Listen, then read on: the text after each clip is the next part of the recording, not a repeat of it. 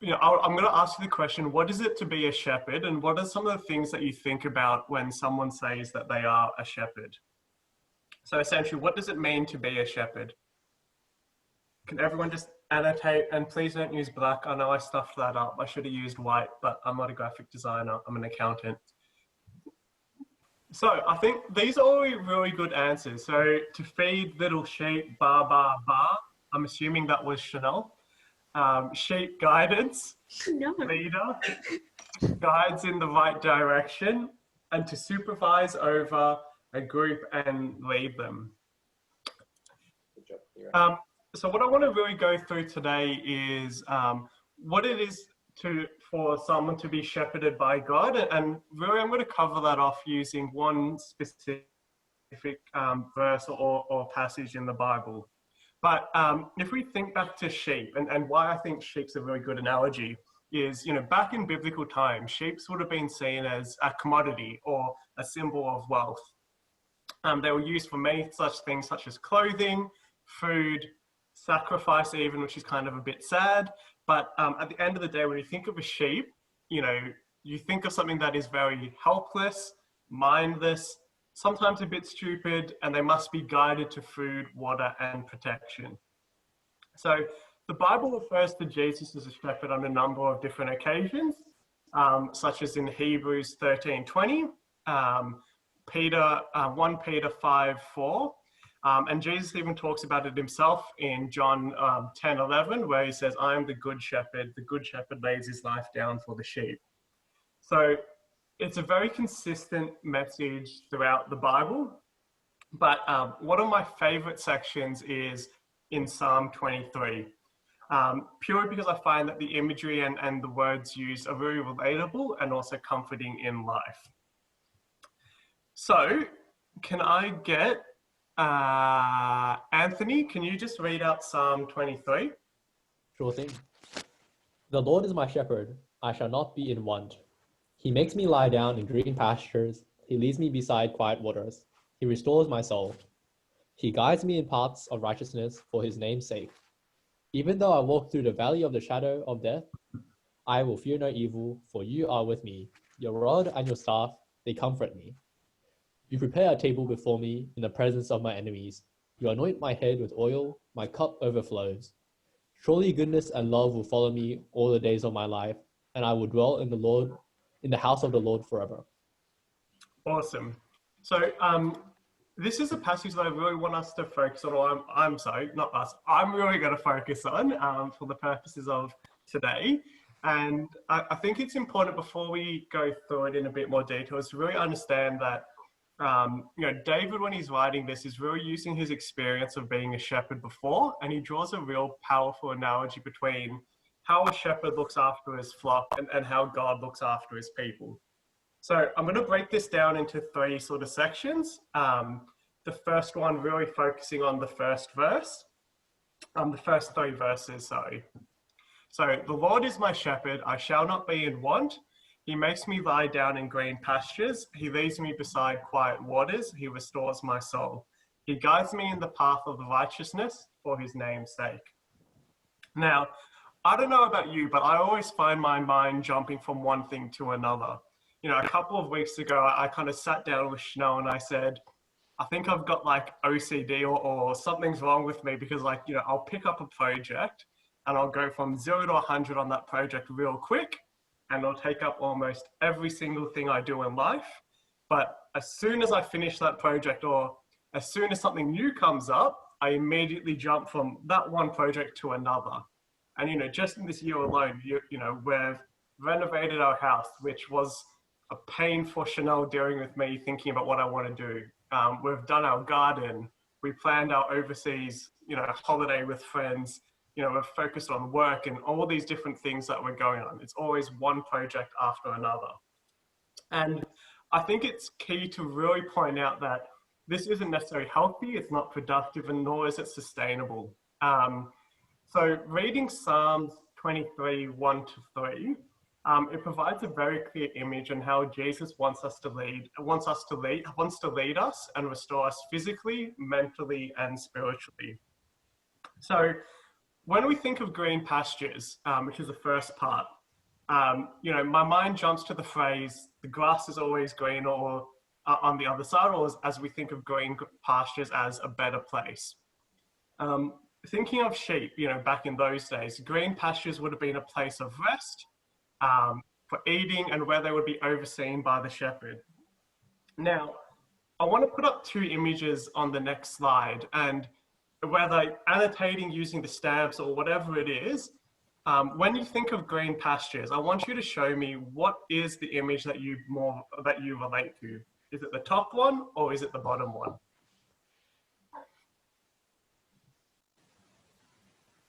Awesome. Cool. Now, that's probably right for, I'm not here to say that you're wrong. I'm not here to say I'm right. But strangely enough for me, when I think of green pastures, it's actually the bottom picture.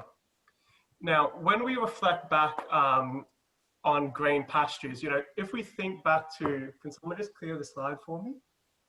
If we think back to green pastures, back in those days, when you ever see sheep, eating around on a hillside, back in the Middle East or in those sort of areas, green pastures would have actually referred to as sticks of grass that have managed to grow between rocks and dirt on a hillside.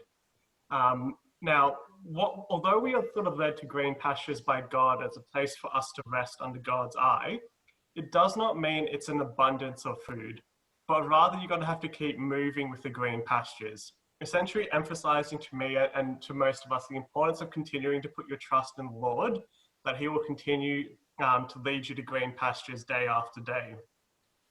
To make it clear, green pastures are not everything you will need for the rest of your life, so you can be nice and big like me and not move at all, but it's enough to provide you with what you need right now. When you look at tomorrow, the day after, or the future on, you're going to have to put your trust in the Lord that he will provide for you time and time after again. So when we talk about green pastures, it is a better place, but it's not a better place in the sense that you have an abundance of everything you need.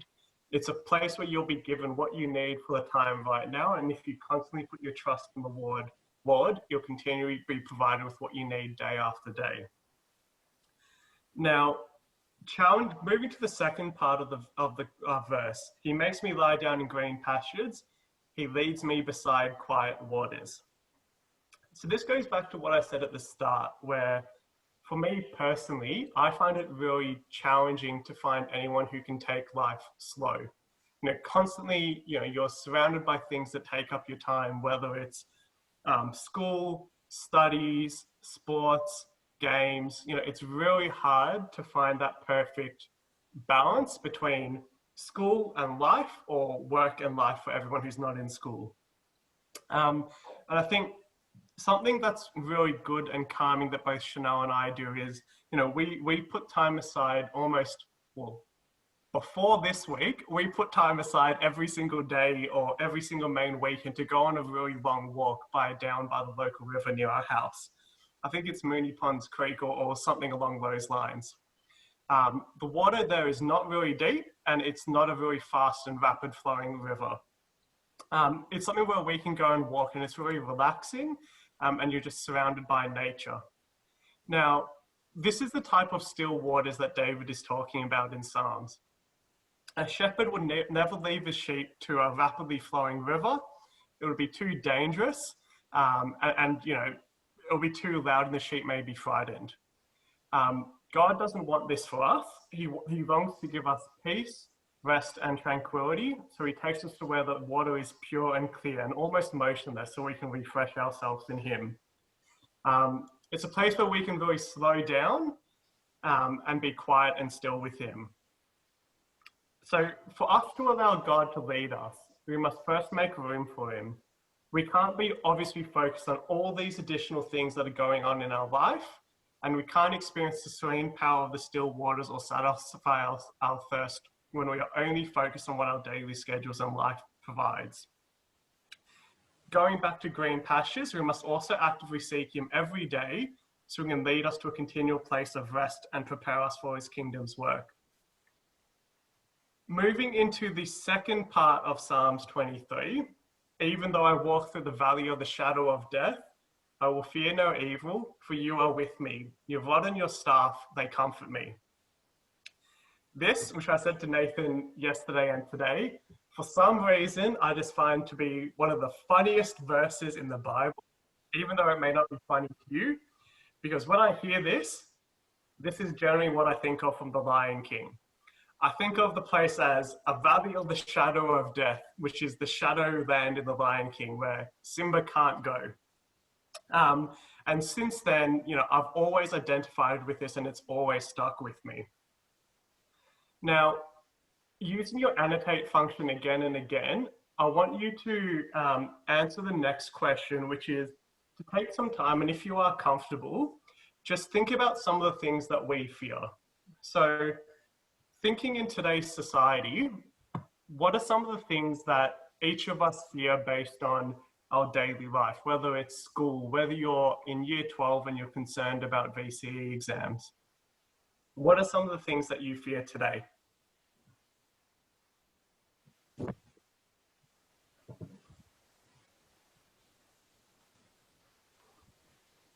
Yep.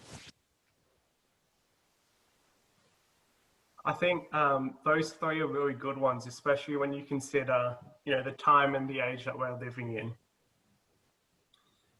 Regret's been a huge one for me growing up as well. Always regretting mistakes you've made in your past and all those different times in your life where you felt like you've maybe done the wrong thing or taken the wrong turn. Cool. So going into Psalm 23 verse 4, there are many things in this world that we fear. Some of the examples you provided, regrets, the future, whether it's your studies, those are all really valid things for us to fear. And the phrase, the valley of the shadow of death, it's a term that's used to essentially encapsulate all those things that in the world that are worthy of a deep fear. It's something that is, can represent a really dark time in our life, or something that's causing us to feel as if we're walking in uncertainty or confusion. To make it clear, this verse makes it really explicit that God knows that we'll face many great evils in our life. We're constantly going to be challenged in almost every single thing that we do. But there's a good news part in this. We shouldn't be fearing this because Jesus is with us and the Lord's rod and staff comfort and protects us in these situations. Now, rod and staff are really interesting words to use for protection. And when I first heard of them, a lot of people would think, well, going back to what another side I heard, we had a friend that was constantly beaten with a rod as a child, and their mum would say, here's why I do it, because of this verse.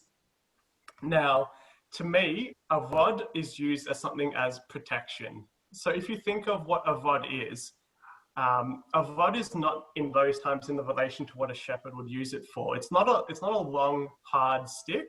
It's those big, curvy sticks that they would use to walk around with. The rod is used to sort of pull sheep out of dangerous or unfortunate situations, or if the sheep was caught or had fallen into deep water. It's also used to defend the sheep against predators such as wolves, whether they're disguised or not. And since sheep aren't very smart, it was up to the shepherd to essentially defend his flock. So a nice long staff with a thick curly rod at the end made for a solid weapon against enemies. In this way, the rod is essentially a symbol of God's protection for us.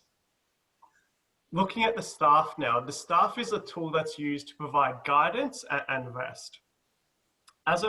For rest, a shepherd might use a staff as something to lean on in case the ground is not dry or safe for sitting on, or for support when he is needed rest during the long shifts looking after the sheep.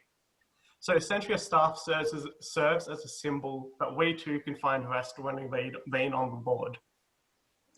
Also as rest, it can also be a guide, to guide sheep across open fields and along rocky hillsides. It's a handy tool for us making sure that they'll stay on track, and the Lord's staff still guides us today in every area of our lives. So the key message from this part is that Jesus cares for us while we walk through all the difficulties of life. Sometimes we may not even be able to see or know if we are in the valley of the shadow of death. We may think we're doing okay and may think that we're doing everything fine, but we may not be. The key message is that Jesus is always with us, and he will lead us through the valley along the path of righteousness and keep us on the right track. So what we've discussed so far is how he's provided guidance, or how he provides peace, sustenance, and guidance, all because of amazing grace and unrelenting love for us. But a question I want to rhetorically ask you, because I'm just about to answer it, sneak peek, what happens after we pass through the valley of darkness? So after we pass through the valley of darkness and he leads us to the sunny open fields, what will we find when we get there? And this is why I think, honestly, Psalm 23 really stands out to me as an important part of the Bible. Psalm 23 in part 5 says, "You prepare a table before me in the presence of my enemies. You anoint my head with oil, my cup overflows. Surely goodness and love will follow me all the days of my life, and I will dwell in the house of the Lord forever." So what this essentially means, all through this study of Psalm 23, we've seen how the Lord is our good shepherd, our protector. He guides us through our challenges, and he's our daily provider of peace and rest. We know about God's faithfulness, that he leads us through dark valleys while watching over us and protecting us with his rod and staff. All of that is amazing enough to prompt us to praise him. But after we pass through the valley, and what does the Lord do then? When we put our trust in God, Psalm 23:5 reminds us that he can and will do everything to provide what you need when you need it, until your soul feels satisfied. Even if you've walked through a dark valley, perhaps the darkest of all valleys ever, God will lead you through so you successfully reach the other side. The danger will be behind you, and it is then, after you leave the valley, you will find his holy table. The table here illustrates an abundance, a satisfaction, and an everlasting love that God has for us. God's people can feast at his table of endless love and grace, and no enemy of any sort can ever take it away. They can only feel to know that you are victorious and prosperous in spite of them. Now, moving into an application, given the time, I might skip over this, but essentially what we've covered from the application of this study is that, to make it clear that when we are going through a troubled time, the shepherd's rod and staff protect us because he calls us his own. He provides our daily needs, and he gives us peace when we don't know what tomorrow will bring. He keeps us on the right path, and he helps us make the right choices so we don't wander away from him. And he walks with us during the dark times, and he never leaves us. After we pass through the valley, he prepares a table of abundance for us, and he blesses us with the Holy Spirit and salvation, because we continue to trust him even when it was hard to do. The main takeaway of Psalm 23 that you should always remember is that God is faithful, always and without fail. That's a promise you can count on no matter what you're going through. His mercy and goodness follow you, and he invites you to dwell in his house forever. That's about it.